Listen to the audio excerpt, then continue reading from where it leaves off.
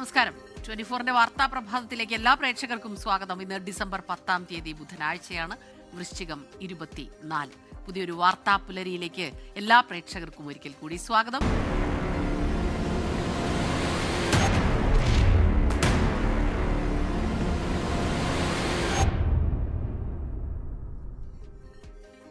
വാർത്തകൾ നിറഞ്ഞൊരു പ്രഭാതത്തിലേക്കാണ് നമ്മൾ കടക്കുന്നത്. തദ്ദേശ തെരഞ്ഞെടുപ്പിന്റെ ആദ്യഘട്ട വോട്ടെടുപ്പിന് പിന്നാലെ കൂട്ടിയും കിഴിച്ചും മുന്നണികൾ മികച്ച പോളിംഗ് തങ്ങൾക്ക് അനുകൂലമാകും എന്നാണ് രാഷ്ട്രീയ പാർട്ടികളുടെ എല്ലാം തന്നെ വിലയിരുത്തൽ.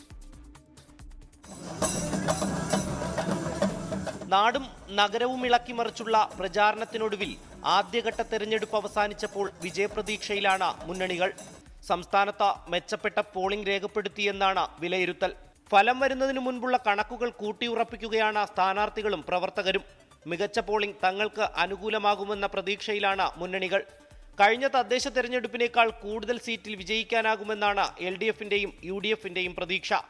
എന്നാൽ നിയമസഭാ തെരഞ്ഞെടുപ്പിന് മുൻപുള്ള റിഹേഴ്സലാണ് തദ്ദേശ തെരഞ്ഞെടുപ്പെന്നാണ് NDA മുന്നോട്ട് വയ്ക്കുന്നത്. ശബരിമല സ്വർണ്ണക്കൊള്ളയും സർക്കാർ വിരുദ്ധ വികാരവും കോൺഗ്രസിന് അനുകൂലമാകുമെന്നാണ് നേതാക്കളുടെ പ്രതീക്ഷ.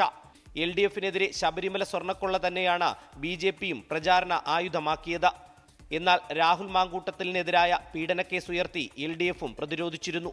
വിവാദങ്ങളും വിമർശനങ്ങളും ആർക്കനുകൂലമാകുമെന്ന് ശനിയാഴ്ച തെരഞ്ഞെടുപ്പ് ഫലം വരുമ്പോൾ അറിയാം. 24 തിരുവനന്തപുരം. ഈ വാർത്താ ദിനത്തിലെ സമഗ്ര വിവരങ്ങളുമായി 24 പ്രതിനിധികൾ വിവിധ മേഖലകളിൽ നിന്ന് ചേരുകയാണ്. തിരുവനന്തപുരത്തു നിന്നും ചേരുന്നത് മേഘ്ന മുരളി, കൊച്ചിയിൽ നിന്ന് ശ്രീലക്ഷ്മി B, കോഴിക്കോട് നിന്ന് മിഥില ബാലനും ഡൽഹിയിൽ നിന്ന് അജീഷും ചേരുന്നുണ്ട്. ആദ്യം പോകുന്നത് തിരുവനന്തപുരത്തേക്കാണ്. ഒന്നാം ഘട്ട വോട്ടെടുപ്പ് പൂർത്തിയായി കഴിഞ്ഞിരിക്കുന്നു. കൂട്ടിയും കിഴിച്ചും മുന്നണികൾ അങ്ങനെ മുന്നോട്ട് പോവുകയാണ്. ബലാത്സംഗ കേസിൽ രാഹുൽ മാങ്കൂട്ടത്തിലിന്റെ ഹർജി കോടതിയിലുണ്ട്. ആദ്യം നമുക്ക് മേഘ്ന മുരളിയിലേക്ക് പോകുമ്പോൾ, മേഘ്ന, ഇന്നലെ നമ്മൾ കണ്ടതാണ് മുന്നണികളെല്ലാം തന്നെ ഓരോ സമയത്തും സ്ഥാനാർത്ഥികൾ ഉൾപ്പെടെ രാഷ്ട്രീയ നേതാക്കളുടെയൊക്കെ പ്രതികരണങ്ങളിൽ നമ്മൾ കണ്ടത് വലിയ ആത്മവിശ്വാസം പ്രകടിപ്പിക്കുന്ന രാഷ്ട്രീയ പാർട്ടികളെയാണ്. അതിപ്പോൾ ഏത് മുന്നണി എന്നുള്ളതില്ല, എല്ലാവരും ശുഭപ്രതീക്ഷയിലാണ്. അപ്പോൾ ആ രീതിയിൽ തന്നെ ഇന്നിപ്പോൾ അതിൻ്റെ വിലയിരുത്തലുകളൊക്കെ തന്നെ വരും അല്ലേ? തീർച്ചയായും സ്മിത, തലസ്ഥാനത്ത് നിന്ന് ഏറ്റവും പ്രധാനപ്പെട്ട വാർത്ത അല്ലെങ്കിൽ ചർച്ച എന്ന് പറയുന്നത് തദ്ദേശ തെരഞ്ഞെടുപ്പ് തന്നെയാണ്. അതിൽ ഒരു മാസം നീണ്ട പ്രചരണ കാലയളവ്, അതിനുശേഷം ഇന്ന് സ്ഥാനാർത്ഥികളെ സംബന്ധിച്ചിടത്തോളം ഒരു വിശ്രമിക്കേണ്ട ദിവസമാണെങ്കിൽ പോലും അവർ ഈ ശതമാനക്കണക്കിൽ കൂട്ടിയും കിഴിച്ചും തന്നെയാണ് മുന്നോട്ട് പോകുന്നത്. അത് തങ്ങൾക്ക് അനുകൂലമാകുമോ അല്ലെങ്കിൽ എത്രത്തോളം പ്രതീക്ഷിക്കാമെന്നുള്ളത് തന്നെയാണ് മുന്നണികൾ ഒക്കെ ലക്ഷ്യം വയ്ക്കുകയും അതുമായി ബന്ധപ്പെട്ട ചർച്ചകളാണ് നടക്കുന്നത്. അതിൽ 3 മുന്നണികളുടെയും പ്രധാനപ്പെട്ട നേതാക്കൾ, അത് മുരളീധരൻ ആണെങ്കിലും അതുപോലെ തന്നെ VV രാജേഷ് ആണെങ്കിലും അത്തരത്തിൽ CPM നേതാക്കളാണെങ്കിലും ഒക്കെ പറയുന്നത് ഈ ഒരു പോളിംഗ് ശതമാനം അത് തങ്ങൾക്ക് അനുകൂലമാകുമെന്നുള്ളതാണ്. മൊത്തത്തിൽ ഒന്നാം ഘട്ട തെരഞ്ഞെടുപ്പ് കഴിയുമ്പോൾ 70.09 ശതമാനക്കണക്ക്. അത് കഴിഞ്ഞ തവണ ഇതൊരു അന്തിമ കണക്കല്ല, മറിച്ച് കുറച്ച് മണിക്കൂറുകൾ കഴിയുമ്പോഴേക്കും തെരഞ്ഞെടുപ്പ് കമ്മീഷൻ്റെതായ ഒരു അന്തിമ കണക്ക് വരുമെന്ന് മനസ്സിലാക്കുന്നു. ഇപ്പോൾ പറഞ്ഞിരിക്കുന്ന കണക്കനുസരിച്ച് 70.09 സംസ്ഥാനത്ത് ഒന്നാം ഘട്ടത്തിൽ ആകെ പോളിംഗ് രേഖപ്പെടുത്തിയിരിക്കുന്നത്. ഏറ്റവും കൂടുതൽ പോളിംഗ് രേഖപ്പെടുത്തിയത് എറണാകുളത്താണ്. അത് 74.58%. അത് 2020 തെരഞ്ഞെടുപ്പുമായി ബന്ധപ്പെട്ട് നോക്കുമ്പോൾ അത് 2-3 ശതമാനങ്ങളിൽ കുറവുണ്ട്. പക്ഷെ അത് ഒന്നാം ഘട്ട തെരഞ്ഞെടുപ്പ് മാത്രമാണ്. മാത്രമല്ല, അത് കുറച്ച് കഴിയുമ്പോഴേക്കും അന്തിമ കണക്ക് വരുമ്പോഴേക്കും ആ ഒരു ശതമാനത്തിലേക്ക് എത്തുമെന്നുള്ള കണക്കുകൂട്ടലാണ് മുന്നണികളെ സംബന്ധിച്ചിടത്തോളം ഉള്ളത്. ഈ ഒരു ശതമാനം അത് തങ്ങൾക്ക് അനുകൂലമാകും. കൂടാതെ പലതരത്തിലും പല വിഷയങ്ങൾ ചർച്ചയായിട്ടുണ്ട്.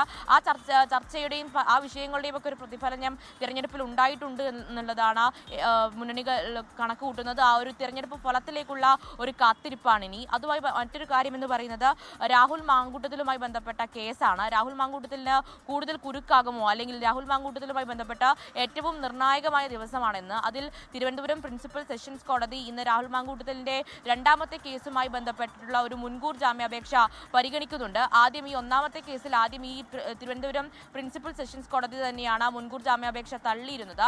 അത് പിന്നീട് ഹൈക്കോടതിയിൽ പോവുകയും ഒരു മുൻകൂർ ജാമ്യാപേക്ഷ വാങ്ങുകയും ചെയ്തു. അത് അംഗീകരിക്കുകയും ചെയ്തു. ശേഷം ഇന്ന് 2ാമത്തെ കേസിലാണ് മുൻകൂർ ജാമ്യാപേക്ഷ നൽകുന്നത്. അതിൽ ഈ പരാതിക്കാരിയായിട്ടുള്ള പെൺകുട്ടി ആദ്യഘട്ടത്തിൽ KPCCക്ക് ഒരു പരാതി നൽകുന്നു. പിന്നീട് KPCC അത് DGPക്ക് കൈമാറുന്നു.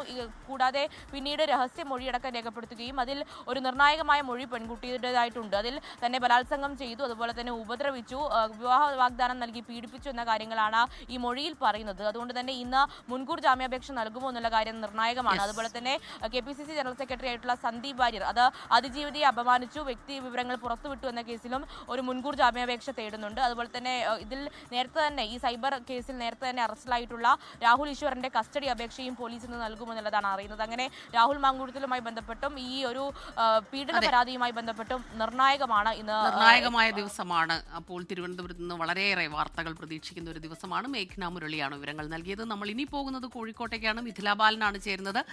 ഒരു പകലിനപ്പുറം ഇനിയിപ്പോൾ വടക്കൻ കേരളം നാളെ പോളിംഗ് ബൂത്തിൽ എത്തുകയാണ്. നിശബ്ദ പ്രചാരണമാണ്.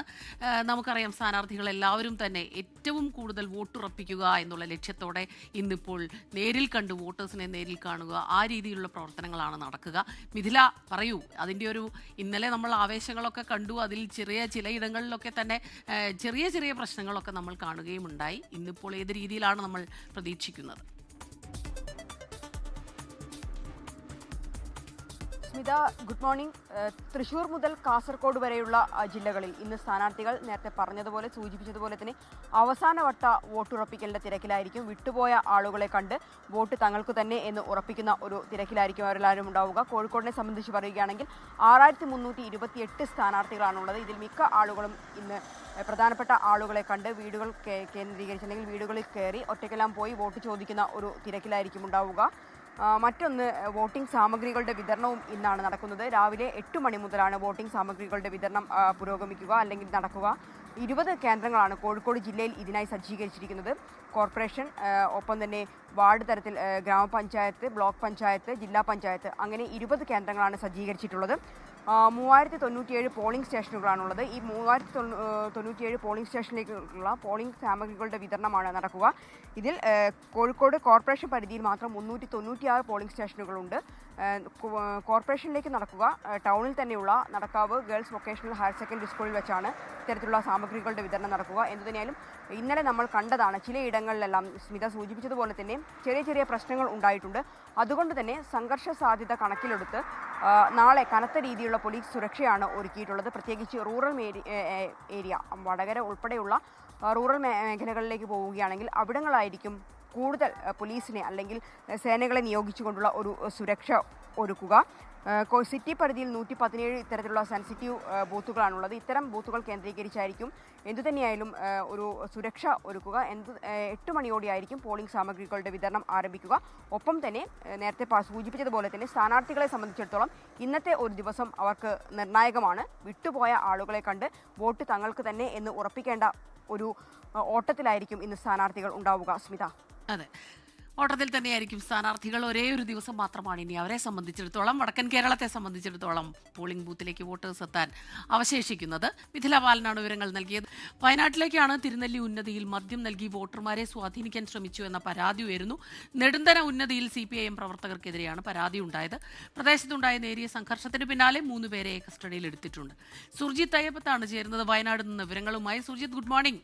എന്താണ് ഈ പരാതിയുടെ ഉറവിടം? എന്താണ് ഇതിന്റെ ഒരു യാഥാർത്ഥ്യം? മോർണിംഗ് സ്മിത, വയനാട് തിരുനെല്ലി ഉന്നതിയിലാണ് ഇത്തരത്തിൽ വോട്ടർമാരെ മദ്യം നൽകി സ്വാധീനിക്കാൻ ശ്രമം എന്നുള്ള പരാതി ഉയർന്നിട്ടുള്ളത്. നെടുന്തന ഉന്നതിയിൽ CPIM പ്രവർത്തകർക്കെതിരെയാണ് പരാതി. LDF സ്ഥാനാർത്ഥി ഉൾപ്പെടെയുള്ളവർ അർദ്ധരാത്രി ഉന്നതിയിലെത്തി എന്നുള്ള ആക്ഷേപമാണ് ഉന്നയിക്കപ്പെടുന്നത്. പ്രദേശത്ത് രാത്രിയിൽ നേരിയ സംഘർഷമുണ്ടായി. UDF പ്രവർത്തകരുമായാണ് സംഘർഷം ഉണ്ടായത്. ഇവർ 3 പേരെ പോലീസ് ഇതേ തുടർന്ന് കസ്റ്റഡിയിലെടുത്തു. പിന്നീട് ഇവരെ വിട്ടയച്ചതായുള്ള ആക്ഷേപവും ഉയർന്നിട്ടുണ്ട്. ഇന്നലെ രാത്രി 11 മണിയോടുകൂടിയാണ് ഈ സംഭവ വികാസങ്ങൾ ഉന്നതിയിൽ അരങ്ങേറുന്നത്. ഇവിടേക്ക് CPM പ്രവർത്തകർ എത്തുകയും ഉന്നതിയിലുള്ളവർക്ക് മദ്യം നൽകാൻ ശ്രമിച്ചു എന്നുള്ള ആക്ഷേപമാണ് ഉയരുന്നത്. നേരത്തെ അരി കിറ്റുകളാക്കി നൽകാൻ ഉള്ള ഒരു നീക്കം, അത്തരത്തിലൊരു പരാതി ഉയർന്നിരുന്നു. അത് UDF സ്ഥാനാർത്ഥിക്കെതിരെയാണ്, കൽപ്പറ്റയിലാണ് ഉണ്ടായിട്ടുള്ളത്. സമാനമായ രീതിയിൽ തന്നെ ഈ പൂതാടി പഞ്ചായത്തിൽ BJPക്കെതിരെയും ഇതുപോലെയുള്ള ഒരു പരാതി ഉയർന്നിട്ടുണ്ട്. ശരി, സുർജിത്ത് അയ്യപ്പത്താണ് വയനാട്ടിൽ നിന്ന് ഈ വാർത്തയുടെ വിശദാംശങ്ങൾ നമുക്ക് നൽകിയത്. ഇടപ്പള്ളി മണ്ണുത്തി ദേശീയപാതാ നിർമ്മാണവുമായി ബന്ധപ്പെട്ടുള്ള ഹർജി ഹൈക്കോടതി ഇന്ന് വീണ്ടും പരിഗണിക്കുകയാണ്. അഡ്വക്കേറ്റ് ഷാജി കോടകണ്ടം ഉൾപ്പെടെ നൽകിയിട്ടുള്ള 4 പേരുടെ ഹർജിയാണ് ഇന്ന് പരിഗണിക്കുക. ദേശീയപാതാ നിർമ്മാണ പ്രവർത്തനങ്ങൾ മെല്ലെ പോവുകയാണെന്ന് കഴിഞ്ഞ തവണ തൃശൂർ ജില്ലാ കളക്ടർ ഹൈക്കോടതിയെ അറിയിച്ചിരുന്നു. നിർമ്മാണവുമായി ബന്ധപ്പെട്ട് വിശദമായ റിപ്പോർട്ട് ദേശീയപാതാ അതോറിറ്റിയിൽ നിന്ന് കോടതി തേടിയിട്ടുണ്ട്. ഇതുൾപ്പെടെ പരിശോധിച്ചതിനു ശേഷമാകും കേസ് പരിഗണിക്കുക. കശുവണ്ടി വികസന കോർപ്പറേഷൻ അഴിമതി കേസിലെ പ്രതികളെ പ്രോസിക്യൂട്ട് ചെയ്യാൻ സർക്കാർ അനുമതി നൽകാത്തതിനെതിരായ കോടതിയലക്ഷ്യ ഹർജി ഹൈക്കോടതി ഇന്ന് പരിഗണിക്കും. INTUC സംസ്ഥാന പ്രസിഡന്റ് R ചന്ദ്രശേഖരൻ, കശുവണ്ടി വികസന കോർപ്പറേഷൻ മുൻ MD K രതീഷ് എന്നിവരാണ് കേസിലെ പ്രതികൾ. പ്രോസിക്യൂട്ട് ചെയ്യാൻ അനുമതി നൽകാനാകില്ലെന്ന് ചൂണ്ടിക്കാട്ടി സർക്കാർ സത്യവാങ്മൂലം നൽകിയതിൽ കോടതി അതൃപ്തി രേഖപ്പെടുത്തിയിരുന്നു. കടകംപള്ളി മനോജാണ് ഹർജി നൽകിയത്. യുവേഫ ചാമ്പ്യൻസ് ലീഗ് ഫുട്ബോളിൽ ഇന്ന് റയൽ മഡ്രിഡ് മാഞ്ചസ്റ്റർ സിറ്റി വമ്പൻ പോരാട്ടം. നിലവിലെ ചാമ്പ്യന്മാരായ PSG, ആഴ്സണൽ ടീമുകളും കളത്തിലെത്തും. രാത്രി 1:30 എല്ലാ മത്സരങ്ങളും. സാന്റിയാഗോ ബെർണബൂവിൽ ബമ്പർ പോരാട്ടം. ചാമ്പ്യൻസ് ലീഗിലെ GOAT team Real Madrid Pep ഗാർഡിയോളയുടെ മാഞ്ചസ്റ്റർ സിറ്റിയെ വരവേൽക്കുന്നു.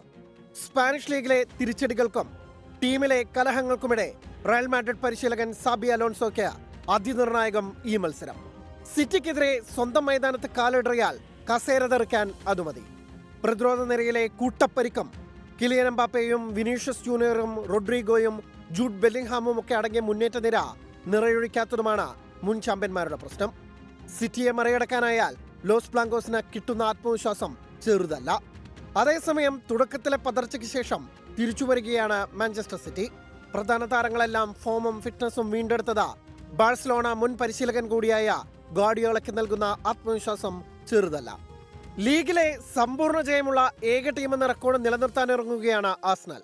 ബെൽജിയം ടീം ക്ലബ് ബ്രൂഗിനെതിരെ ഗോൾ വർഷത്തോടെ 6ാം ജയമാണ് ഗണ്ണേഴ്സിന്റെ ലക്ഷ്യം. ജയം തുടരാനിറങ്ങുന്ന നിലവിലെ ചാമ്പ്യന്മാരായ PSG സ്പാനിഷ് ക്ലബ് അത്ലറ്റിക് ക്ലബിനെ നേരിടും. യുവന്റസ്, ബൊറൂസിയ ടീമുകൾക്കും മത്സരമുണ്ട്. Sports desk 24. ഇനി മറ്റൊരു പ്രധാനപ്പെട്ട റിപ്പോർട്ടിലേക്കാണ്. അണ്ണാ DMK ജനറൽ കൗൺസിൽ യോഗം ഇന്ന് ചെന്നൈയിൽ നടക്കും. ജനറൽ സെക്രട്ടറി എടപ്പാടി പളനിസ്വാമിയുടെ നേതൃത്വത്തിൽ രാവിലെ 10 മണിക്ക് വാനനഗരത്താണ് യോഗം. തെരഞ്ഞെടുപ്പാണ് പ്രധാന ചർച്ചയാവുക. ഭാരവാഹി മാറ്റം ഉൾപ്പെടെയുള്ള കാര്യങ്ങളും ചർച്ചയാകും. പാർട്ടിയിൽ നിന്ന് പുറത്താക്കിയ മുൻ മുഖ്യമന്ത്രി O പനീർശെൽവത്തിന്റെ കാര്യത്തിൽ കൗൺസിലിൽ വ്യക്തതയുണ്ടാകും എന്നാണ് ലഭിക്കുന്ന സൂചന. ഡിസംബർ 15-നകം തീരുമാനമുണ്ടായില്ലെങ്കിൽ കടുത്ത നടപടികളിലേക്ക് കടക്കുമെന്ന് O പനീർശെൽവം മുന്നറിയിപ്പ് നൽകിയിരുന്നു. ഇതിന് പിന്നാലെ ഡൽഹിയിലെത്തിയ ആഭ്യന്തരമന്ത്രി അമിത്ഷായുമായി പനീർശെൽവം കൂടിക്കാഴ്ച നടത്തിയിരുന്നു. പാർട്ടിയിൽ നിന്ന് പുറത്താക്കപ്പെട്ട എല്ലാവരെയും ചേർത്ത് തിരഞ്ഞെടുപ്പിനെ നേരിടണം എന്ന ആവശ്യമാണ് ഇപ്പോൾ പനീർശെൽവം ഉന്നയിക്കുന്നത്. 24 കണക്റ്റും K ചിറ്റലപ്പള്ളി ഫൗണ്ടേഷനും ചേർന്ന് നിർമ്മിച്ചു നൽകുന്ന 100 വീട് ഭവന പദ്ധതിയുടെ താക്കോൽ ദാനം ആലപ്പുഴയിൽ നടന്നു. ജില്ലയിലെ 10ാമത്തെ വീട് മാവേലിക്കര സ്വദേശികളായ ശശികല ബിജു ദമ്പതികൾക്ക് കൈമാറി. 25 വർഷം വാടക വീട്ടിൽ കഴിഞ്ഞതിന്റെ നിരാശയ്ക്ക് അറുതിയായി 24 കണക്റ്റിന്റെ കൈത്താങ്ങ്. മാവേലിക്കര തെക്കേക്കര സ്വദേശികളായ ശശികലയും ബിജുവും ചെറിയ ജോലികൾ ചെയ്താണ് 2 മക്കളെ വളർത്തിയത്. തലചായ്ക്കാൻ സ്വന്തമായൊരു വീട് എന്ന സ്വപ്നത്തിലേക്ക് ഒറ്റയ്ക്ക് നടന്നെടുക്കാൻ കഴിയാത്ത സാഹചര്യത്തിൽ 24 കണക്റ്റും K ചിറ്റലപ്പള്ളി ഫൗണ്ടേഷനും കുടുംബത്തിന് കൈത്താങ്ങായി. നമുക്ക് സ്വന്തമായിട്ടൊരു വീടായി. ഞങ്ങൾ നേരത്തെ 25-26 വർഷത്തോളം ഞങ്ങൾ വാടകയ്ക്കാണ് താമസിച്ചുകൊണ്ടിരുന്നത്. ഇപ്പം 24ഉം ചിറ്റലപ്പള്ളിയും ചേർന്ന് നൽകിയ വീട് അപ്പം ഞങ്ങൾക്ക് വളരെയേറെ സന്തോഷമുണ്ട്. പിന്നെ കൂടുതലും വാർഡ് മെമ്പർ ഞങ്ങളെ സഹായിക്കുകയും ഞങ്ങളുടെ കൂടെ നിൽക്കുകയും ചെയ്തിട്ടുണ്ട്. അതുകൊണ്ട് മനോജ് സാറായാലും മറ്റ് അംഗങ്ങളെല്ലാം ഞങ്ങൾക്ക് സപ്പോർട്ട് ചെയ്ത് നല്ലൊരു ഭവനം ഒരുക്കി തന്നു. ഏറെ നാളത്തെ സ്വപ്ന സാക്ഷാത്കാരമാണ് ഈ വീട്. പഞ്ചായത്തിൽ നിന്ന് പഞ്ചായത്ത് മെമ്പറും പഞ്ചായത്ത് പ്രസിഡന്റ് അങ്ങനെ അവിടെ നിന്ന് വന്നൊരു ഇതാണ് അപേക്ഷയാണ്. ബിജു മെമ്പർ എനിക്ക് പരിചയമുണ്ട്. അപ്പോൾ ബിജു മെമ്പർ ഇങ്ങനെ ഒരു അപേക്ഷ എൻ്റെ അടുത്ത് തന്നു. ഞാൻ പോയി നേരിട്ട് അന്വേഷിച്ചു. അവർ വാടക വീട്ടിൽ താമസിക്കുന്നതാണ്. വേറെ നിവൃത്തിയൊന്നുമില്ല. ഒരു ഇതില്ലാത്തതുകൊണ്ടാണ് ഈ അപേക്ഷ നമ്മൾ സ്വീകരിച്ചത്. ശരിക്കും അർഹതപ്പെട്ടവരാണ്. 100 വീട് പദ്ധതിയുടെ ഭാഗമായി പണിതീർത്ത വീടിന്റെ താക്കോൽ ദാനം 24 ആലപ്പുഴ ബ്യൂറോ ചീഫ് അശ്വിൻ പാലാഴി നിർവഹിച്ചു. 24 കണക്ട് സംസ്ഥാന റീജിയണൽ കോർഡിനേറ്റർ മനോജ് മാവേലിക്കര പങ്കെടുത്തു. 24 ആലപ്പുഴ.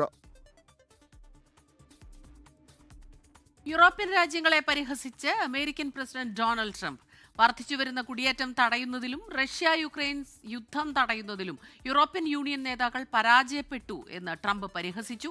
അമേരിക്കയുടെ നേതൃത്വത്തിൽ നടക്കുന്ന സമാധാന ശ്രമങ്ങളുടെ പങ്ക് പറ്റാൻ ശ്രമിക്കുകയാണ് യൂറോപ്യൻ രാജ്യങ്ങളെന്നും ട്രംപ് കുറ്റപ്പെടുത്തി. അതേസമയം ട്രംപിന് മറുപടിയുമായി ബ്രിട്ടീഷ് വിദേശകാര്യ സെക്രട്ടറി ഇവാൻ കൂപ്പർ രംഗത്തെത്തുകയും ചെയ്തു. പ്രതിരോധം ഉൾപ്പെടെയുള്ള മേഖലകളിൽ ബ്രിട്ടൻ ശക്തമായ നിക്ഷേപം നടത്തുന്നുണ്ടെന്നും യുക്രൈനെ സാമ്പത്തികമായി പിന്തുണയ്ക്കുന്നുണ്ടെന്നും ബ്രിട്ടീഷ് വിദേശകാര്യ സെക്രട്ടറി പറഞ്ഞു.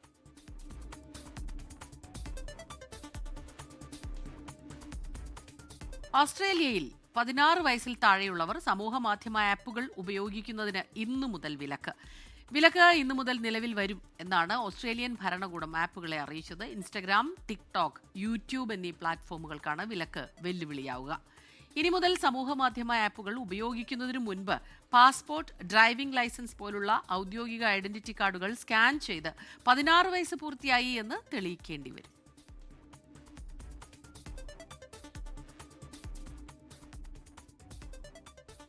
ഇനി ശരണം സന്നിധാനം.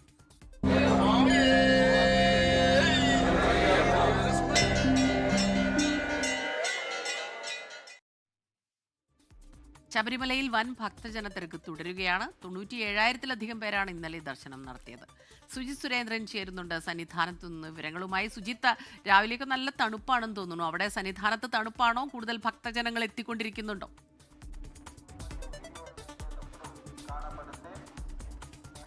സ്മിത, ഞായറാഴ്ചയ്ക്ക് ശേഷം തിങ്കളാഴ്ച മുതൽ വലിയ തിരക്കാണ് ശബരിമല സന്നിധാനത്ത് ദൃശ്യമാകുന്നത്. ആ തിരക്കിന് ഇന്നലെയും ഒട്ടും കുറവില്ലായിരുന്നു. ഇന്നലെ കഴിഞ്ഞ ദിവസം, അതായത് ചൊവ്വാഴ്ച സന്നിധാനത്ത് ദർശനം നടത്തിയവരുടെ എണ്ണം 1,10,000 കടന്നുവെങ്കിൽ ഇന്നലെ അത് 97,297 പേരായിരുന്നു ദർശനം നടത്തിയത്. സ്പോട്ട് ബുക്കിംഗ് വഴി 7,412 പേരും ഇന്നലെ ദർശനം നടത്തി. ഇന്ന് രാവിലെയും തിരക്കിന് ഒട്ടും കുറവില്ല എന്ന് തന്നെ പറയാം. കാരണം 5 മണി വരെയുള്ള കണക്കുകൾ പരിശോധിക്കുകയാണെങ്കിൽ 19,164 പേരാണ് ദർശനം നടത്തിയിട്ടുള്ളത്. ഇന്നലെയും മെനഞ്ഞാന്നും ഭക്തരുടെ തിരക്ക് കണക്കിലെടുത്തുകൊണ്ട് രാത്രി ഹരിവരാസനം പാടി നട അടയ്ക്കുന്നത് അല്പം നീണ്ടുപോയിരുന്നു. 11:15 വരെയായിരുന്നു ആദ്യത്തെ ദിവസം, അതായത് ചൊവ്വാഴ്ച ദർശനം നീണ്ടതെങ്കിൽ ഇന്നലെ തിങ്കളാഴ്ച ദർശനം നീണ്ടതെങ്കിൽ ഇന്നലെ അത് ഏതാണ്ട് 11:15 ശേഷമാണ്, 11:20 കൂടിയാണ് ഹരിവരാസനം ആരംഭിച്ചത്. 11:30 കൂടിയാണ് നട അടച്ചത്. അതായത് അത്രത്തോളം ഭക്തർ എത്തുന്നു എന്നുള്ളതാണ്. ഭക്തരുടെ തിരക്ക് കണക്കിലെടുത്തുകൊണ്ടാണ് ഇത്തരത്തിൽ ദർശന സമയം ഇന്നലെയും മെനഞ്ഞാന്നും വർദ്ധിപ്പിച്ചിട്ടുള്ളത്. ഇന്നും സമാനമായ രീതിയിലുള്ള വലിയ തിരക്ക് തന്നെയാണ് സന്നിധാനത്ത് ദൃശ്യമാകുന്നത്. ഫ്ലൈ ഓവർ നിറഞ്ഞും ഭക്തർ നിൽക്കുന്ന ഒരു കാഴ്ചയാണ് നമുക്ക് കാണാൻ സാധിക്കുന്നത്. ഈ ഭക്തരുടെ തിരക്ക് കണക്കിലെടുത്തുകൊണ്ട് തന്നെ സുരക്ഷാ ക്രമീകരണങ്ങളും അവർക്ക് വേണ്ടുന്ന സൗകര്യങ്ങൾ ഒരുക്കുന്നതിലും ദേവസ്വം ബോർഡും പോലീസും വേണ്ട ഇടപെടലുകൾ ശക്തമാക്കിയിരിക്കുന്നു എന്നുള്ളതാണ്.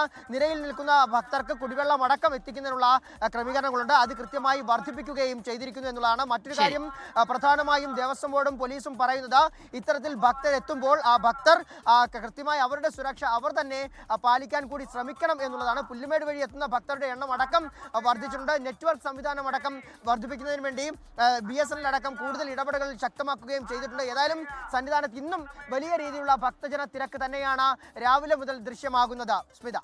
ശരി, സുജിത് സുരേന്ദ്രനാണ് സന്നിധാനത്ത് നിന്ന് വിവരങ്ങളുമായി നമുക്കൊപ്പം ചേർന്നത്. ഇനി രാജ്യതലസ്ഥാനത്തേക്കാണ്. അജീഷ് ജയകുമാറാണ് ചേരുന്നത്. Ajeesh, good morning. അജീഷ്, പാർലമെന്റിൽ SIR-ലെ ചർച്ച ഇന്നും തുടരുകയാണ്. വലിയ രീതിയിലുള്ള കോലാഹലങ്ങൾ ഉണ്ടാകും എന്ന് തന്നെയാണ് പ്രതീക്ഷിക്കുന്നത്. ഒപ്പം തന്നെ മറ്റ് പ്രധാനപ്പെട്ട വാർത്തകൾ എന്തെല്ലാമാണ് ഇന്ന് പ്രതീക്ഷിക്കുന്നത്?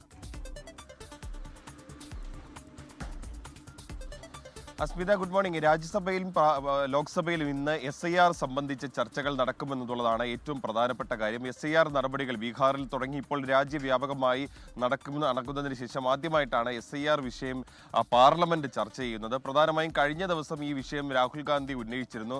ഈ കേന്ദ്ര സർക്കാർ ജനാധിപത്യത്തെ അട്ടിമറിക്കാൻ ശ്രമിക്കുന്നു, അത് തെരഞ്ഞെടുപ്പ് കമ്മീഷൻ ഉപയോഗിച്ചാണ് ഈ നീക്കം നടത്തുന്നത് തുടങ്ങിയ ആരോപണങ്ങൾ ഉന്നയിച്ചിരുന്നു. എന്നാൽ ഇതിൽ വലിയ രീതിയിലുള്ളൊരു പ്രതിഷേധമായിരുന്നു കഴിഞ്ഞ ദിവസം ലോക്സഭയിൽ കണ്ടത്. മറ്റൊരു കാര്യം, രാജ്യസഭയിൽ ഇന്നലെ ഈ SIR വിഷയം സംബന്ധിച്ച് ചർച്ചകൾ നടന്നിരുന്നില്ല. അത് കഴിഞ്ഞ ദിവസം ഈ വന്ദേമാതരവുമായി ബന്ധപ്പെട്ട ചർച്ചകൾ നടക്കുന്നതിനാലാണ് രാജ്യസഭയിൽ ഇതുമായി ബന്ധപ്പെട്ട ചർച്ചകൾ നടക്കാത്തത്. പക്ഷേ പ്രതിപക്ഷവും ഒപ്പം തന്നെ കേന്ദ്ര സർക്കാരും തമ്മിലുള്ള വലിയ വാഗ്വാദമാണ് ഈ SIR സംബന്ധിച്ച് കഴിഞ്ഞ ദിവസം പാർലമെന്റിൽ കണ്ടത്. അത് ഇന്നും തുടരാനാണ് സാധ്യത. രാജ്യസഭയിലും ഇന്ന് SIR-മായി ബന്ധപ്പെട്ട് ചർച്ചയുണ്ടാകും. എന്തായാലും SIR നടപടികൾ ജനാധിപത്യത്തെ അട്ടിമറിക്കുന്ന നടപടിയാണ് എന്നാണ് പ്രതിപക്ഷം ഇപ്പോഴും ആരോപിച്ചു കൊണ്ടിരിക്കുന്നത്. അത് കൂടുതൽ ആ വിഷയത്തിൽ കൂടുതൽ ചർച്ച ചെയ്യണം. ഒപ്പം തന്നെ ഈ EVM അടക്കമുള്ള കാര്യങ്ങൾ അത് നേരിട്ട് പരിശോധിക്കാൻ അനുമതി നൽകണം തുടങ്ങിയ ആവശ്യങ്ങളാണ് പ്രതിപക്ഷവും രാഹുൽ ഗാന്ധി അടക്കമുള്ളവർ ഇന്നലെ ഉന്നയിച്ചത്. അത് തന്നെയായിരിക്കും ഇന്നും പാർലമെന്റിനെ പ്രക്ഷുബ്ധമാക്കുക. അമേരിക്കയിലെ ടെക്സസിലുള്ള ഹൂസ്റ്റൺ ഗുരുവായൂരപ്പൻ ക്ഷേത്രത്തിലേക്ക് കൊടിമരമായി മാറുക ഇടുക്കി ജില്ലയിലെ കരിങ്കുന്നത്തു നിന്നുള്ള തേക്കുമരം. ഹൂസ്റ്റൺ ഗുരുവായൂരപ്പൻ ക്ഷേത്രത്തിൽ പുനഃപ്രതിഷ്ഠയുടെ ഭാഗമായി നടക്കുന്ന ധ്വജപ്രതിഷ്ഠയ്ക്കുള്ള തേക്കാണ് കേരളത്തിൽ നിന്നെത്തിക്കുന്നത്.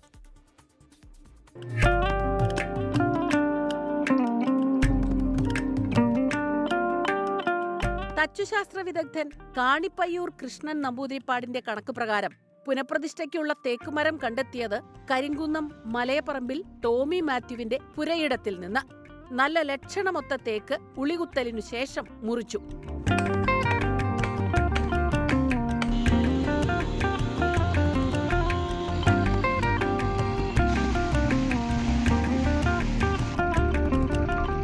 തേക്ക് നിലം തൊടാതെ കോട്ടയം നട്ടാശ്ശേരി വേമ്പിൻകുളങ്ങര മഹാവിഷ്ണു ക്ഷേത്രത്തിലേക്ക് ഘോഷയാത്രയായി കൊണ്ടുപോയി. ഇനിയുള്ള 6 മാസക്കാലം തൈലാധിവാസവും നിർമ്മാണ പ്രവൃത്തികളും നടക്കും.